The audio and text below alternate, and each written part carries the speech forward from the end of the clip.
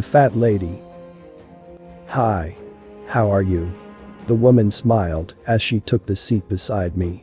She had to lower herself slowly, squeezing her ample bottom into the seat, filling all available space. Positioning herself comfortably, she plopped her enormous arm on our common armrest.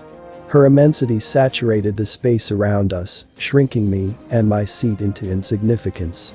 I cringed and reclined towards the window. She leaned towards me and repeated her greeting in an upbeat, friendly voice. Her face towered above my head, forcing me to turn to look at her. Hi, I replied with obvious loathing. I turned away to stare out the cabin window, sulking silently about the long hours of discomfort I was going to experience with this monster beside me. She nudged me with her meaty arm. My name is Laura. I'm from Britain. How about you? Japan? Malaysia? I barked. I'm so sorry. Will you accept my heartfelt apology? Come, shake my hand. If we're going to spend 6 hours side by side on this flight, we'd better be friends, don't you think? But without go into the story further, please subscribe this channel as we upload brand new story every day. Now, back to the story. A palm waved in front of my face. I shook the hand reluctantly, still silent. Laura started a conversation with me, taking no notice of my unfriendly reactions. She talked excitedly about herself and her trip to Hong Kong to see her friends. She rattled off a list of things she was going to buy for her students in the boarding school where she was teaching.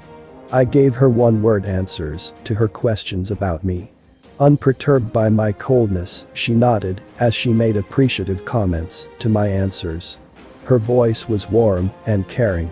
She was considerate and obliging when we were served drinks and meals, making sure that I had room to maneuver in my seat.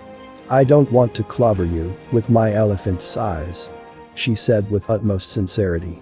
To my surprise, her face, which repulsed me hours before, now opened into extraordinary smiles, lively and calm at the same time.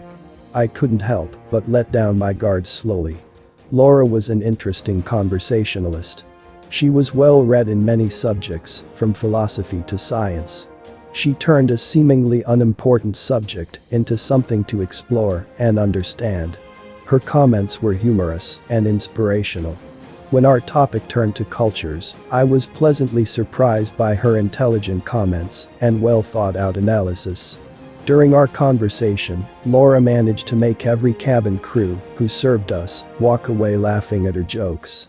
When a flight attendant was clearing our plates, Laura cracked several jokes about her size. The flight attendant roared with laughter as she grabbed Laura's hand. You really make my day. For the next few minutes, Laura listened attentively and gave pointers to the flight attendant's weight problem. The grateful attendant said, before she rushed off, I've got to work. I'll come back later and talk to you about it. I asked Laura, have you ever thought about losing some weight? No. I've worked hard to get this way. Why would I want to give it up? You aren't worried about cardiovascular diseases that come with being overweight? Not at all. You only get the diseases if you're worried about your weight all the time. You see advertisements from slimming centers that say, liberate yourself from your extra baggage so that you are free to be yourself. It's rubbish. You're liberated only if you're comfortable about who you are and what you look like any time of the day and any time of the year. Why would I want to waste my time on slimming regimes when I have so many other important things to do and so many people to be friends with? I eat healthily and walk regularly. I'm this size because I am born to be big. There is more to life than worrying about weight all day long. She sipped at her wine. Besides, God gives me so much happiness that I need a bigger body to hold all of it. Why would I lose weight to lose my happiness? Taken aback by her reasoning, I chuckled. Laura continued. Folks often see me as a fat lady with big bosoms, big thighs and a big bottom that no man would even bother to cast a glance at. They see me as a slob. They think I'm lazy and have no willpower. They're wrong. She held up her glass to a passing flight attendant. More of this magnificent wine, please. She smiled sweetly at the attendant. Great service from your crew. May God bless all of you. She turned to me, I'm actually a slim person inside. I'm so full of energy that people won't be able to keep up with me. This extra flesh is here to slow me down, otherwise, I'll be running everywhere chasing after men. Do men chase after you? I asked jokingly. Of course they do. I'm happily married, but men still keep proposing to me. Most of them have relationship problems, and they need someone to confide in. For some reason, they like to talk to me. I think I should have been a counselor instead of a school teacher. Laura paused before she said thoughtfully, you know, the relationship between men and women is so complicated. Women worship men and call them honey until they find out they have been lied to, and then they turn into bitter gourds. Men love women so much that they see them as their soulmates until they look at their credit card bills, and then women become devils with tridents. Laura's enthralling conversation had turned the flight into something thoroughly enjoyable. I was also fascinated by the way people were drawn to her. By the end of the flight, almost half the cabin crew was standing near the aisle by us, laughing and joking with Laura.